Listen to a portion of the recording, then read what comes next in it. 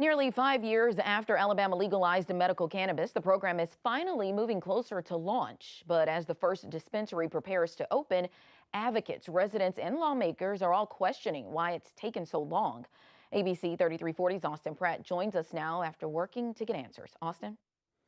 Muriel, while this is a win for those who support medical cannabis in the state, Alabama lawmakers and residents say the rollout has been slow and problematic from the start. This has been a situation from day one that out the chute that probably was not curated properly. There have been a multitude of lawsuits that has plagued the cannabis board regarding the opening of dispensaries. Alabama's medical cannabis law passed back in 2021 with the goal of providing relief to patients across the state. Since then, the process has been delayed, with legal challenges and licensing issues slowing progress.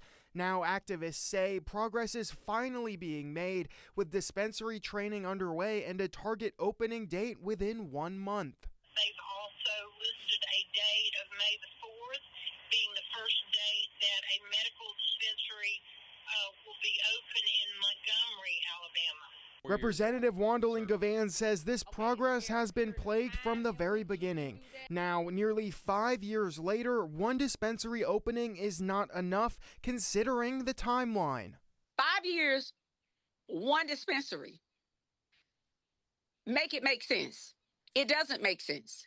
By now, it certainly should have been more dispensaries, even if it were at least in multiplicities of twos. In Birmingham, residents we spoke to were also critical of this timeline. There are so many people I actually personally know anyway, though, who are actually suffering from cancer, glaucoma anyway, as well as even, severe anxiety, pretty much, and depression, had to go to other states for their medical marijuana consumption. Cannabis advocates came into the 2026 legislative session expecting action to repeal House Bill 445 or the hemp bill signed into law last year. It put smoke shops out of business by making smokable CBD products sold over the counter illegal. With no action on that front or any more cannabis legislation passing this year, I asked Gavan if this had to do with the 2026 session being in an election year.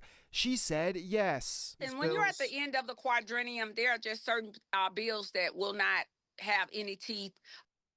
With Alabama's first medical cannabis facility opening soon, cannabis advocates say the pressure is on the state to begin to educate Alabamians on their options and how to utilize them. In the studio, Austin Pratt, ABC 3340 News.